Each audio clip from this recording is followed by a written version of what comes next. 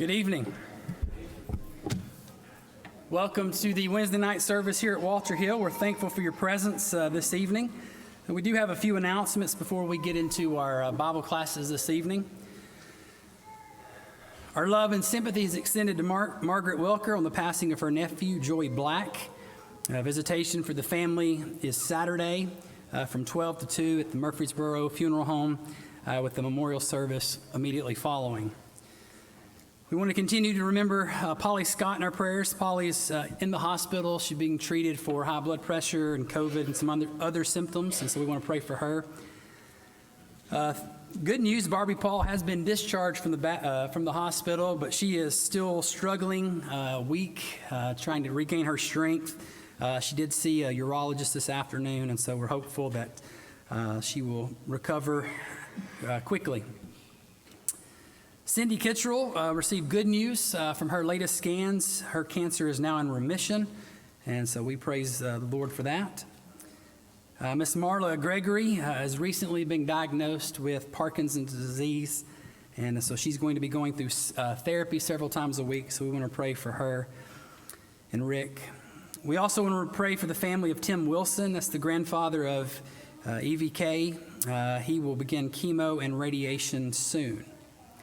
Also, Samantha Lewis, the daughter-in-law of Brian and Natalie Lewis, she has a newborn nephew, Van Pulido, who is having some tests run, having some issues. So we want to pray for her little nephew that things turn out for the best for him. We also want to remember our expectant mothers in prayers: Catherine Jones, Jamie Smith, Lauren Lee, Rachel Crowder, Allie Lanius, Rachel Harab, and Allie Herringlake, and as well as all their little ones in our prayers. In terms of announcements, the Romeos will be meeting for lunch on Tuesday at Cheddar's. Let Dan Holt or Chris Wilson know if you plan to attend.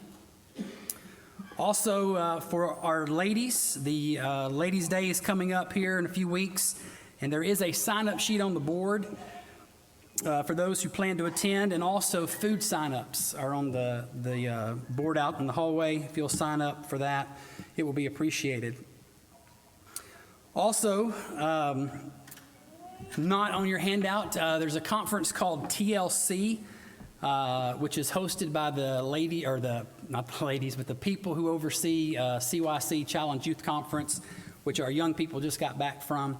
There's a conference that's September 8th through the 10th for all ladies, and so the group from here is getting together. So if you're interested in going, the date is September 8th through the 10th, and if we register before Friday or by Friday, there's a $10 discount. And if you're interested in that, if you'll see my wife Miranda, she can hopefully answer any questions and help you with that. For our young people, YFO Friday night from 7 to 9. So make plans to attend that on Friday evening. Also, if you were planning to attend the re-entry simulation, that's going to be at Kingwood on Saturday. The announcement sheet says to see Lisa Richardson, but you can't do that. She's not here tonight, able to be with us, so you need to see Roxanne Clark if you have questions about that. In terms of our Bible classes this evening, tonight, there is a new class starting here in the auditorium, but not every class is transitioning just yet. There was a little bit of confusion about when the new quarter starts. So the auditorium class is starting a new study tonight. There is a women's class, whether it's a new one or the same one. There's a college class, whether it's new or the same. And then there is no singing class tonight. 1 Peter will wrap up in room 104. So sorry for the confusion about that. So. With that being said, let's prepare our hearts and minds for worship.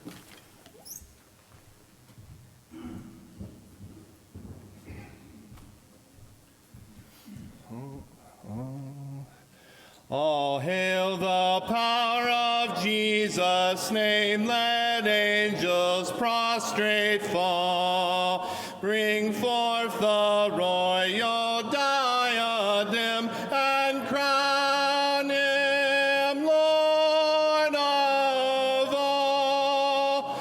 Bring forth the royal diadem and crown him Lord of chosen seed of Israel's race, she ransomed from the fall. Hail him who saves you by his grace, and crown him Lord of all. Hail him who saves you by his grace, and crown him Lord of all. Let every kindred, every tribe on this terrestrial ball, to him all majesty ascribe, and crown him Lord of all.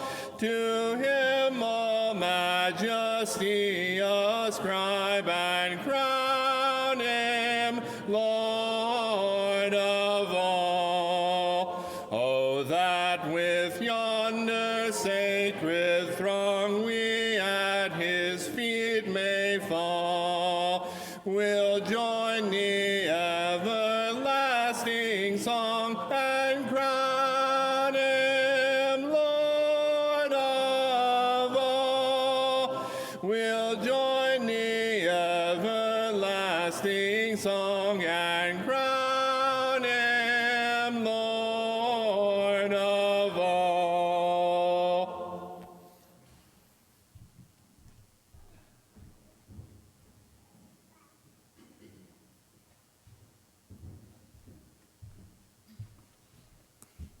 Good evening. That's a pretty lonely thing, man. It is. I see why you do it twice now. So, good evening. All right, there we go. All right. Tonight, I want to talk about a recent experience that I just had, and kind of just some talking points from it. A few weeks ago, I went to Knoxville for a continuing education conference, and the conference was specifically about working on cows, which I love. So I really enjoyed my time there, and there was a lot of really great speakers. And so I enjoy going to conferences most times. I don't enjoy sitting in lectures all day for some of it. However, I really enjoy, because if you've ever been to conferences for work or things like that, I feel like you get the best speakers. It's like you get the people who come in to speak who just have all this knowledge and wisdom to share. And it's kind of like when Justin came to us. So we just get all this knowledge and wisdom from him. But there's one speaker that I was really looking forward to hearing, and his name is Mark Hilton. And he's from Ohio. He's a vet up in Ohio, and I've heard him speak multiple times. And he had a couple talks, and one of the talks that he had was entitled, Charging What You're Worth. Please hold your stones.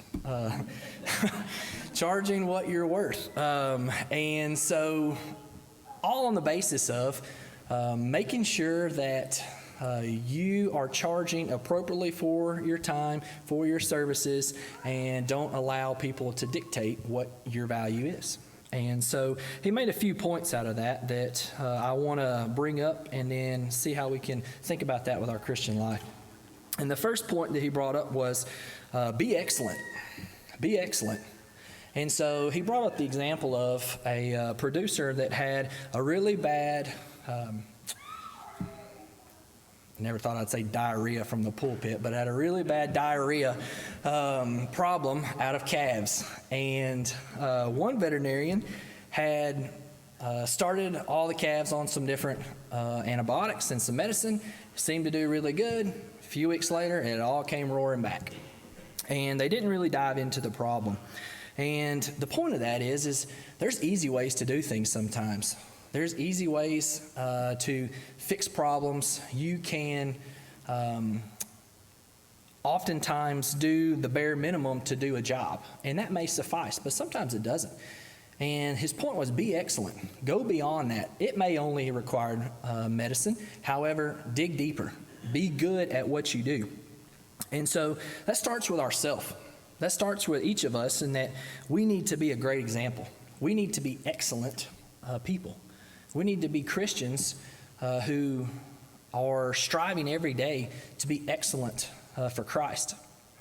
1 Corinthians 11, verse 1, Paul says, imitate me just as I also imitate Christ. If our goal is to imitate Christ, we may not be excellent in everything that we do. We will fail. We will mess up. However, that should be our goal, is to be excellent.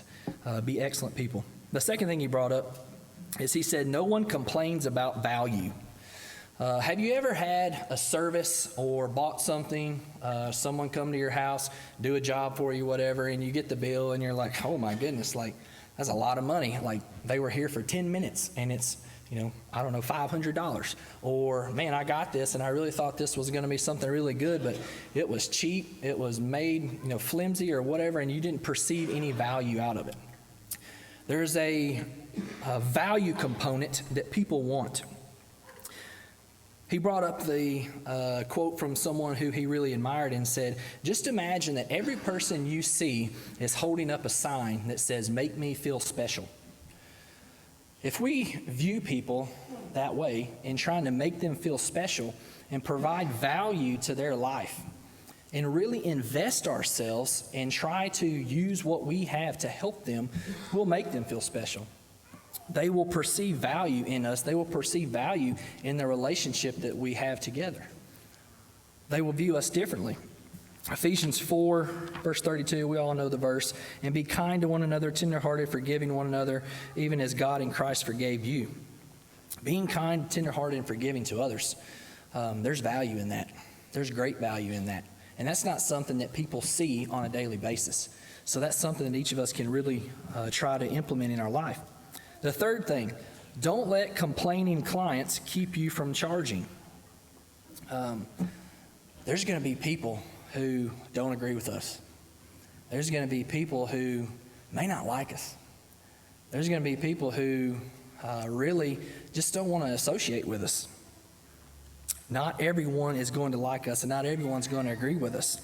But that doesn't have to keep us from treating them how we should. We remember back in Isaiah chapter 53 about the suffering servant. Jesus was despised and rejected. There's going to be people who despise and reject us. There's going to be people who don't want to be around us. John 15, verse 18. If the world hates you, you know that it hated me before it hated you. If we have problems with people, Jesus had problems with people long before us. There's going to be people who don't agree with us, who don't feel like they want to have anything to do with us. But as Christians, we're to still be there for them. We're to still be that shoulder for them. We're still offer value to them and offer the love of Christ to them. The fourth thing, what are your major profit centers? So every career, every job, there's things that make you money, and there's things that don't make you as much money. And so focusing on the things that really make you money. As Christians, there's things that we're good at. There's things that we're not very good at, each of us individually. What are you good at? What do you do well? Focus on those things. Focus on those things and hone in on that, because that is what is going to have an impact on others. That's what's going to have an impact for the church. That's what's going to have an impact for the kingdom. 1 Peter 4, verse 10 says, as each one has received a gift, minister it to one another as good stewards of the manifold grace of God. We all have gifts. Whatever it is that you do well, whatever it is that you succeed at, whatever it is that somebody has said, hey, I really appreciated you doing this, or you do a really good job at that. Focus on that. Try to find your niche. Find your niche and own it. Own it, because we all are members of the body, and we all have a role, and we all play a part. So find your part in the thing that you're good at and do it well. The fifth thing, our job is to make recommendations, not decisions. I hear this, or I feel this in the most inner parts of my soul at times, because I recommend things and I tell people, do this, do that, do this, do that. And I was just talking to my dad about it the other night. I tell people, sell this cow, and the next year they have another problem. I have the same cow, and I was like, I told you to sell the cow, and they didn't sell the cow. And so we are to make recommendations, not decisions. And as Christians, ultimately, we're responsible for ourselves. We're responsible for us. We can't make decisions for other people. Other people make their own decisions. But our job is to still share the love of Christ and still share the good news to everyone. We're still to be the same Christian to our brothers and sisters in Christ as we are to the people at work, as we are to the people at Walmart. And that's tough sometimes. We are to use the gifts and the talents that God's given us. We may know what's best for others, but sometimes we have to let them come to their own decision. And you may have a friend or a family member or somebody that you know who you've tried talking to and you have really tried to work at them and plant the seed, and it just doesn't seem to be growing, or it just doesn't seem to be taking root. Keep planting, keep sowing, and allow them and allow God to work. Allow Him to provide the increase. Keep doing your job. Your job is to still continue to share the love of Christ and still be an example of Christ to everyone. So tonight, those are just a few things that I think could benefit us as we think about this the rest of this week. What do you do well? Think about that. Think about that tonight before you go to bed. What do you do well? And find a way to really involve yourself in that for Christ. Think about all the different people who you work with, who you see, family members. Think about them. Think about the value and the way that you treat them. Think about how you can influence their lives positively through Christ. If you need to respond to the invitation because you have a need to be baptized, this is a great opportunity. You can be baptized into Christ for the remission of your sins and be added to the kingdom. If you need prayers, if you need anything from the church, if you just need a shoulder to cry on, if you just need someone to hug you, then we're here for you as a church family. Whatever your need may be, come as we stand and sing.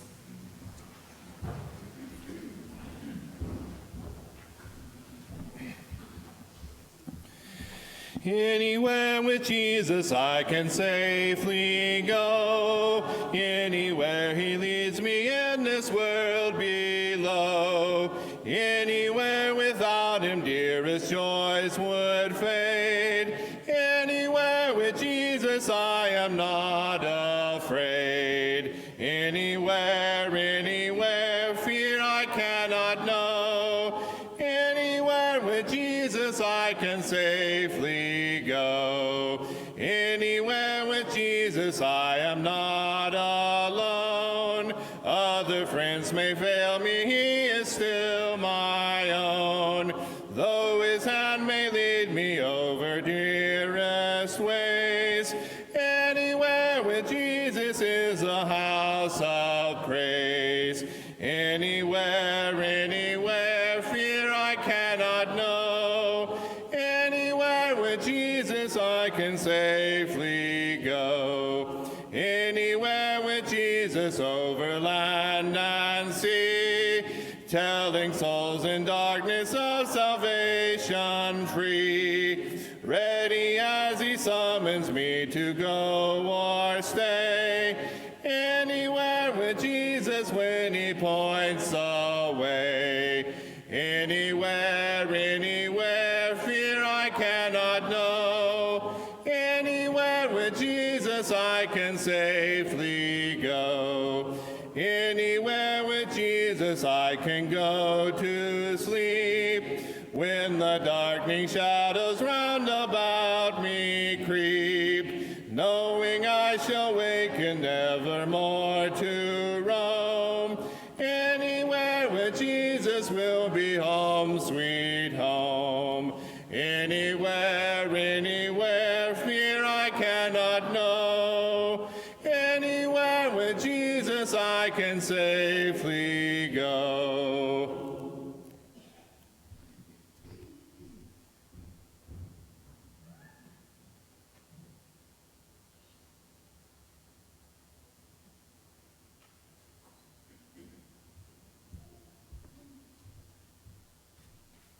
Please bow.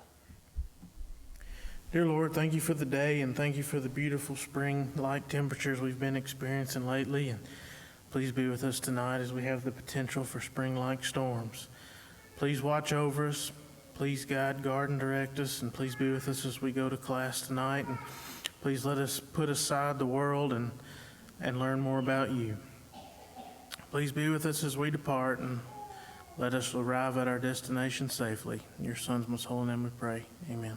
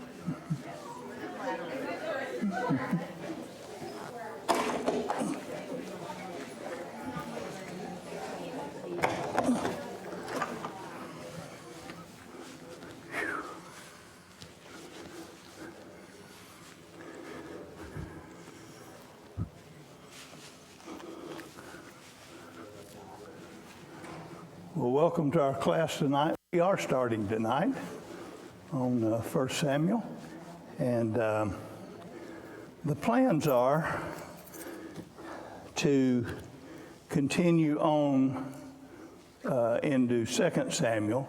I think it's going to take more than a quarter to get through 1 Samuel, and then we'll pick up 2 Samuel. I'll recommend, or so you know what's going on, the Truth for Today commentary series just came out with 1 Samuel. And 2 Samuel is supposed to be coming out real soon. So I'm banking on it getting here so I can use it to teach 2 Samuel. In the meantime, Truth for Today commentary series, you can't take a course on 1 and 2 Samuel. You have to take it with their old book that's written by John T. Willis, a good scholar, good commentary, but it's from a totally different series, the Living Word commentary series. So that's what they're using. So I'm using both of these commentaries, and I brought them tonight in case y'all ask a question that stumps me. We'll see if they answer it. If they don't answer it, you probably don't need an answer to it. No, I'll try to find you an answer. It's funny about commentators. They will sometimes address most everything, but sometimes they will leave out something that you really want to know. And so then I have to go find other commentaries to research the issue that I want to know. But 1 Samuel, let me see here.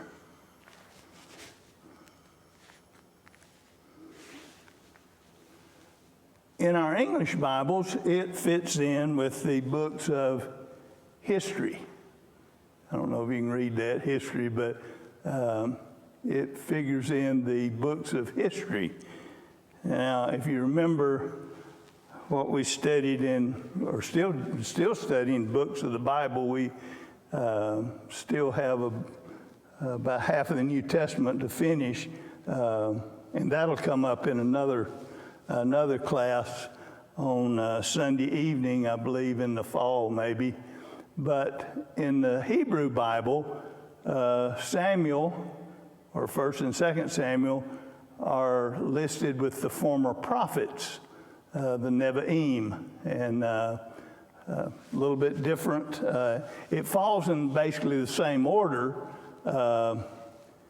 in their Bible. Genesis, Exodus, going through the Torah or the Pentateuch, and then it picks up Joshua, Judges, leaves out Ruth. But it fits kind of like where ours does in the English Bible, except it's listed as a former prophet. As I was looking through researching this class, the Bible software I use, and I've been using it for almost 30 years now. It's a little older than that, and I've been using it since when I started using it. It was on floppy disks. That tells you how old this is. But their software, I've been using it for that many years. But as I went to 1 Samuel, it had a pretty good theme, I thought. God exalts those who follow after his own heart and humbles those who do not. And as we go through the book of Samuel, there are basically three main characters, three transitions. We start off basically with Samuel, and then we go to Saul, and then we go to David. David was a man after God's own heart. The one thing about David, he made a bunch of mistakes, but he would humble himself before God and follow God, whereas Saul, Saul got too big for his britches and wouldn't listen to God and came to an abrupt end. And then the context, originally one book was 2 Samuel, narrates events from Samuel's youth through Saul's kingship, which started about 1050 BC to Saul's death about 1011 BC. I think the easy way to remember this, 40 years for Saul, 40 years for David, 40 years for Solomon, although we're not going to talk about Solomon a whole lot, even in 2 Samuel. But if you go 1050 to 1040 for Saul's reign, 1010 to 970 BC for David, and then 970 to 930 BC for Solomon. Just a good way to keep those round numbers in your head. That 40-year reign makes it kind of easy. So when we talk about 1 Samuel, we're talking about the 11th century. Well, actually, we're going to go back a little more, almost to the 12th century. But the 11th century, up through the start of the 10th century when we get up into David's life. So that may be helpful. The map, I include the map for you. But before we go to the map, how do you determine who wrote Samuel? I mean, it's easy to say, well, Samuel wrote Samuel. It's named after him. Well, only trouble is he croaks. I hate to put it that way, but he dies. And most people don't write after they die. Well, he might have written a little bit. Well, I don't want to go there. After Saul got him up from the dead, he might have written a little bit, but I don't think he did. So who wrote 1 Samuel? Well, I think Samuel wrote part of it. Who? I'm sorry. He couldn't write it all. No, he couldn't write it all. I don't know. Now, Gad and Nathan were prophets, and possibly they were with the kings and possibly did some writing. And then you say, well, when did they write it? Well, there's an interesting thing, if I can find it here.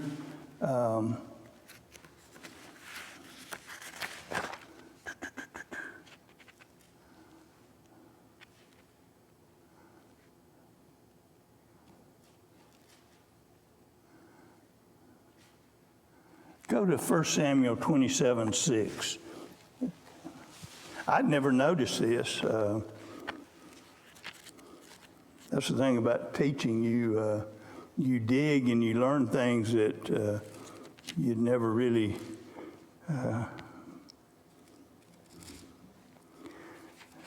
And here we go talking about David. And down in verse 6 of chapter 27, so Achish gave him Ziklag that day. Therefore, Ziklag has belonged to the kings of Judah to this day, which would indicate this is on into the divided kingdom. This is on past the days of Solomon, which puts us, who knows, from 930 BC, you've got to have several kings, so it could go on up into the next century or more. So can't even really pin down when it was written, but this would indicate that it was sometime after the kingdom divided and sometime in that period, which I think is kind of interesting, to me at least. Any questions, comments? Because I just keep bulldozing through. Hey, Brother Wallace, one thing I've been kind of pondering on, you showed us the Hebrew books, and then we have the New Testament, or the books, or the Bible the way it's laid out. Why would it not been more correlated to the original? Why did the English Bible not correlate to the...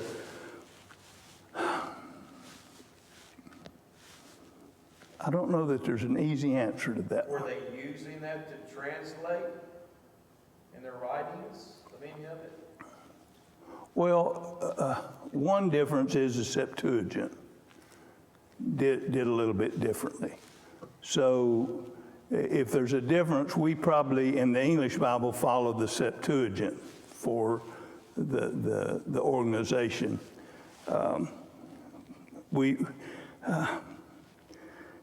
You're hitting me cold. I wasn't expecting this question. But when I taught this, back when we started Books of the Bible, when we talked about the Tanakh, which is what the Hebrew Bible is called, we talked about the arrangement.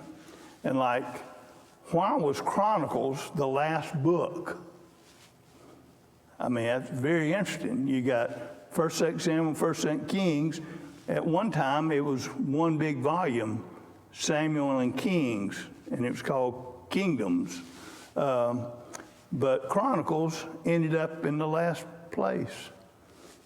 Interesting. But my memory isn't good, and I can't remember why all of those things, but I will try to find you a simple answer. I don't know that there is a simple answer, though. Just made me curious when I was seeing the order that was on. Oh, it's very curious. Like I said, we talked about it, but it's been a while, and I've slept since then. Being a teacher, you understand that. Yeah. Okay, let's talk about, here I raise my ebony, no. These are just places that come up in the book of Samuel. And we need to remember kind of some of these places. Of course, we're going to talk a lot about Shiloh. Naturally, that's where this story begins, basically in 1 Samuel. We're going to talk about Shiloh and how it fits in the story. Ebenezer, interestingly, I think it's 1 Samuel 4. I think it's 1 Samuel 4. I don't want to tell you wrong.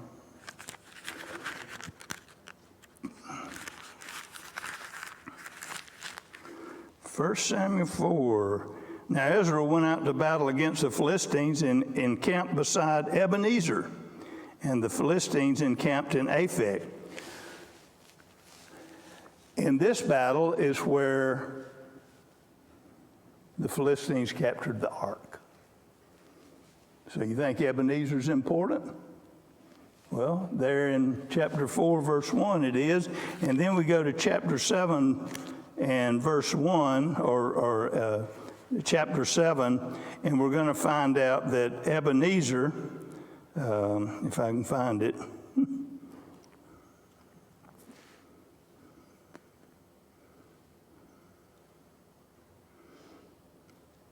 down verse 12, chapter 7, verse 12. Then Samuel took a stone and set it up between Mizpah and Shen and called its name Ebenezer, stone of help, saying, thus far the Lord has helped us. And the ark is back in the custody of the Israelites, and the Israelites have just had a victory over the Philistines. So Ebenezer fits in with the story very well. Gath is going to come into play several times. I guess the big place is the Valley of Elah with Goliath. Ziklag, we just read, was given to David, and it remained in Jewish territory. And Gedi, can't wait to talk about that, one of my favorite places on the earth. I just hate y'all didn't get to see the most beautiful part of En-Gedi. So you didn't. We didn't. We saw the first fall. You go on up, and it's like a jungle, and probably the cave where Saul was in taking a rest, and David cut off the piece of his robe. Beautiful place. Bethlehem, birthplace of David and where he was anointed king. Jerusalem naturally fits in. But Ramah. Let me talk let me wait. Next week we'll get to Ramah. Here's the problem with Ramah. We don't know where it is. We start reading this book, and we're going to talk about it. We think he's in Ephraim, the territory Ephraim. We're going to get, then we're going to find out in Joshua it says Ramah's in Benjamin, in Benjamin's territory. There's 5 major possibilities for the city of Ramah. Does it make it hard to talk about Ramah if you don't know where it is? Yeah, it really is. And the one that is most probable among many scholars is east of Joppa, just east of Joppa, about 13 miles, which would put it somewhere down in this area in the territory of Ephraim. So anyway, there's Ramah. Outline: God calls Samuel as judge, calls Saul as king, and you just see it breaks the whole book down. God rejects Saul as king, and God calls David as king. Now, during all this time, Saul is still king. After he's anointed king, he is still king until he dies in chapter 31 or commits suicide, which is probably more probable. Oh, and there's a story of Samuel's life. This little dotted line, he made this circuit. And if that's where Ramah is, I think it is north of Jerusalem. It could be over here to make it a little longer circuit.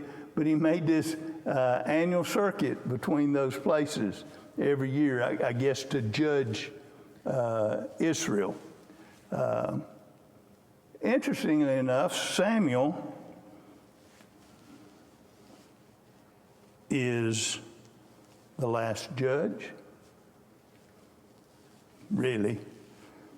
He is a priest and a prophet, which makes him a very interesting character and very worth our study.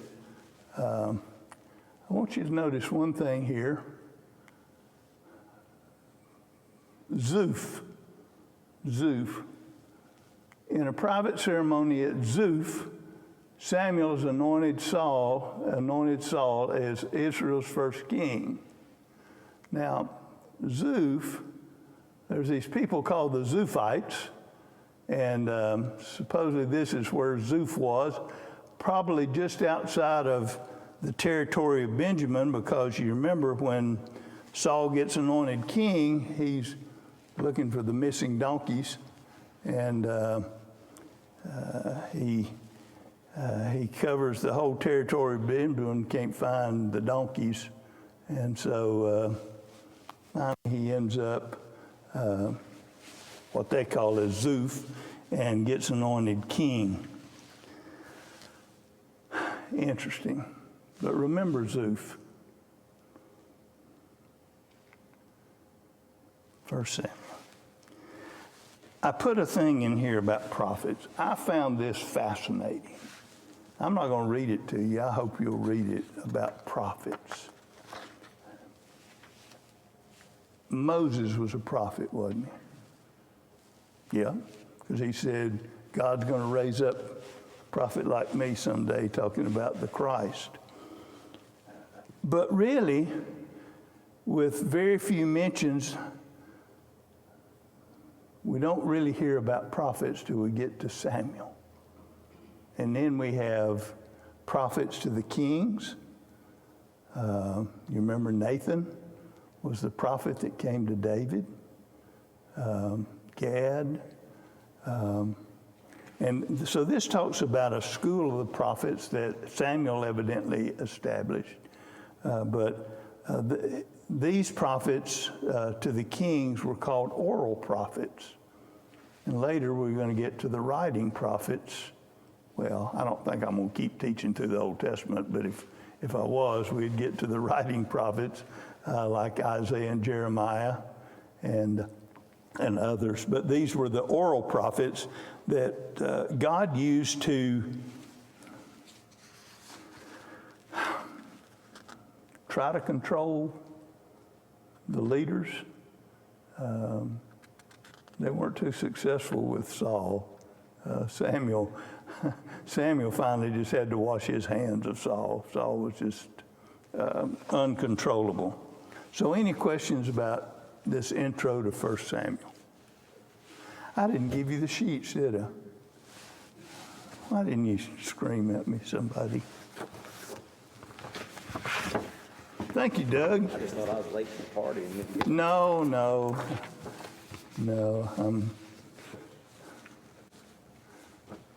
Do what? I'm getting old. Justin threw me off when he said the quarter wasn't starting tonight, and I'm starting tonight, so. And then I had somebody turn around and say, well, I'm starting tonight too, so that threw us off. Okay. We got time to start lesson 1 and get another volunteers.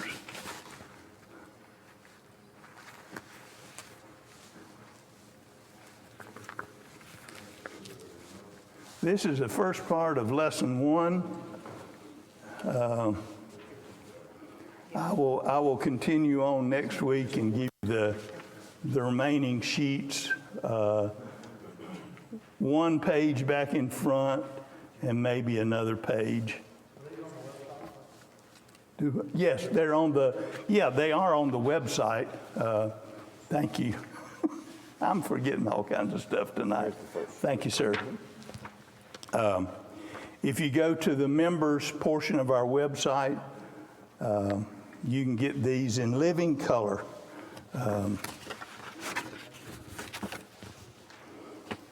In PDF form. So, in fact, if you go to the website, you'll get more than what's shown on the handout, because I went ahead and put all as far as I had done. So up top, if we can, maybe you've skipped already, I don't know, to the next lesson 1. Okay, thank you.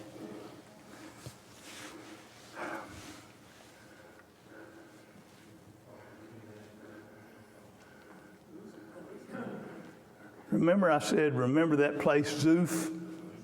Well, when we read the first verse of chapter 1, we'll see Zophim, and that's a form of that word Zuph.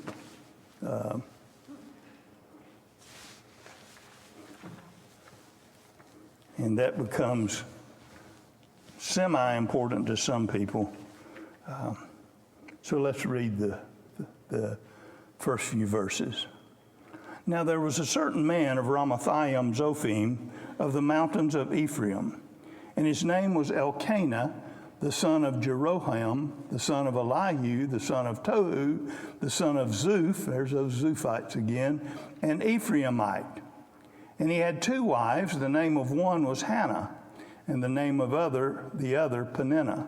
Peninnah had children, but Hannah had no children. This man went up from his city yearly to worship and sacrifice to the Lord of hosts in Shiloh. Also the sons of Eli, Hophni and Phinehas, the priests of the Lord, were there. And whenever the time came for Elkanah to make an offering, he would give portions to Peninnah his wife and to all her sons and daughters. But to Hannah he would give a double portion, for he loved Hannah, although the Lord had closed her womb. And her rival also provoked her severely to make her miserable, because the Lord had closed her womb. So it was year by year, when she went up to the house of the Lord, that she provoked her. Therefore she wept and did not eat.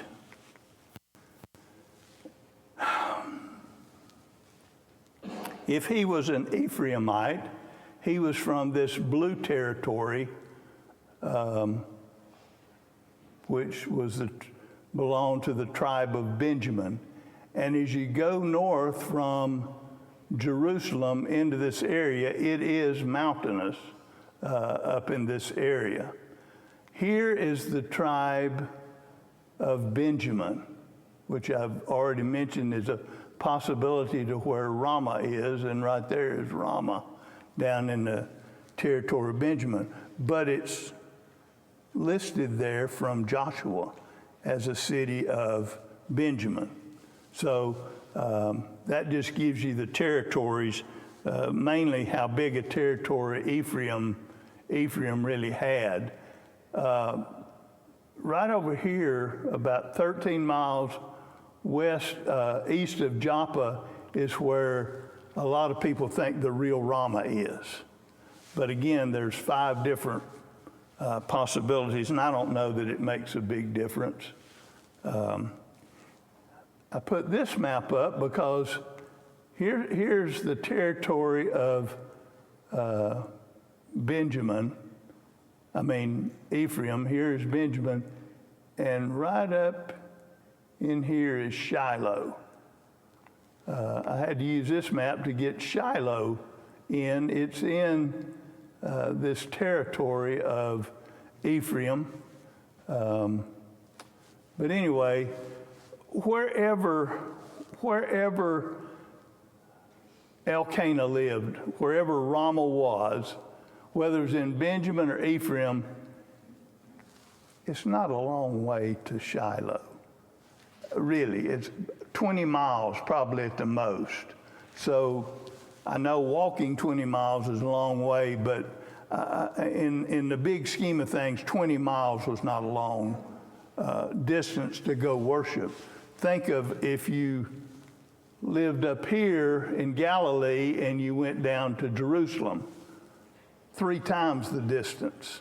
And God expected Israelite men 3 times a year to make that journey. So to say that Shiloh was 20 miles away, it was not a big difference.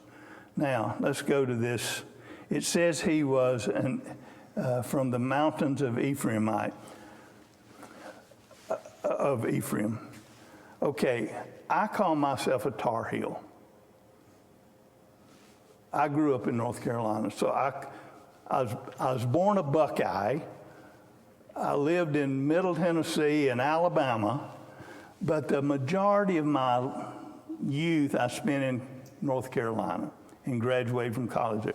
So I claim to be a Tar Heel. I don't live there, but I'm still a Tar Heel. He could be an Ephraimite and live in the territory of Benjamin. I'm telling you this because when you read Scripture and we read through these eyes, don't get blinded. And so some of the things I'm going to tell you tonight, there's a different reading of this Ramathaim Zophim that takes it out of the territory of Ephraim and puts it in the tribe of Benjamin. So that's why we sometimes need some help. And a lot of times it has to do with translations. Has anybody got an ESV and see what it reads, verse 1? I'm kind of interested in or an NIV. NIV's, if you don't know this, let me have the handheld mic, Richie. I'm not getting I think the batteries must be dead. I'm not getting anything. What do you want in particular? Verse 1 of... A certain man of Ramathaim Zophim of the hill country of Ephraim. Okay, so it uses basically the same as the New King James, basically the same reading. I'm not going to read to you what all I researched. You can read about it. I'm good, Richie. I'm good. But you can read what it says. There are 3 different genealogies. They give a big, long genealogy of Elkanah here.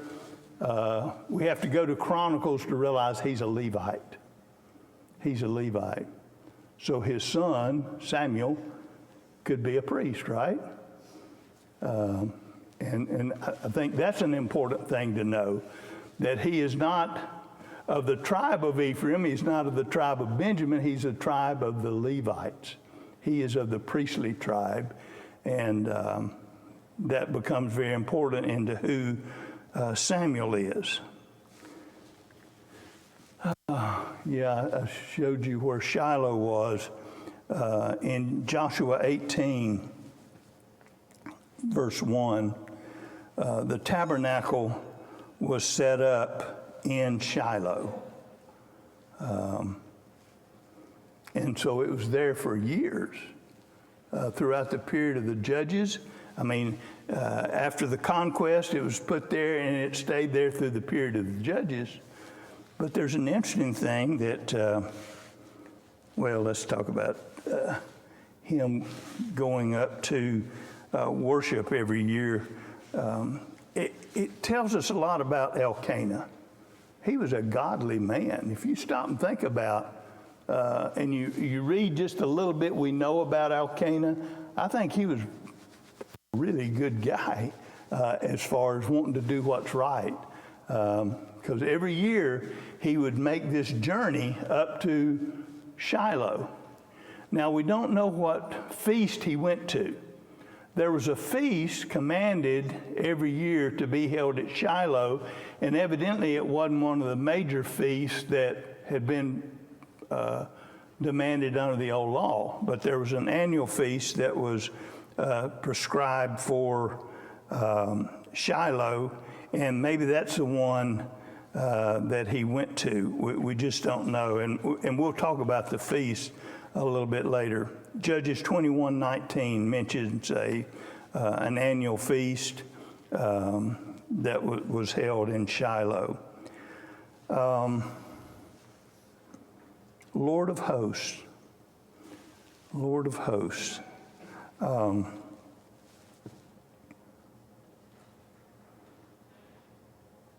It's the first time that's where God is called the Lord of hosts. Host has been used for angels, for heavenly beings, for Israel's armies or other armies. And so the Lord of hosts, here it appears for the first time. It's going to appear again later on in this chapter, that this is who Hannah prays to. But that title's going to appear 260 times in the Old Testament. Lord of hosts is an important name. And it's not L little O-R-D, it's L little cap O-R-D, the divine name Yahweh. Yod He Vav He. So he is the Lord of hosts, and that's very, very important. So, no question about that. So is the idea of that phrase that it's no matter how good a warrior you are, or how big an army you've got, or whether you're from heaven or whether you're from earth, God's still God. God is overall. Is that what that means, kind of? Basically. In fact, I think it's Joyce Baldwin. Joyce Baldwin, anytime you look at Old Testament scholarship, she's one that you listen to. She's worth reading. Let me see, she's the one that tells this. No, James Smith, he said,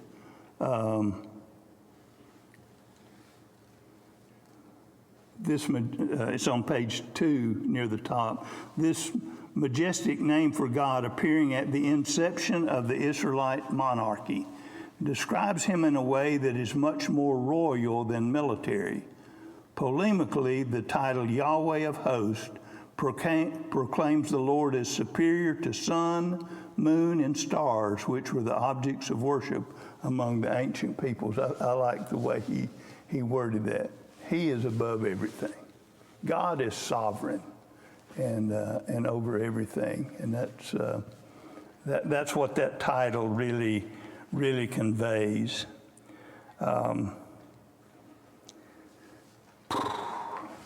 What else?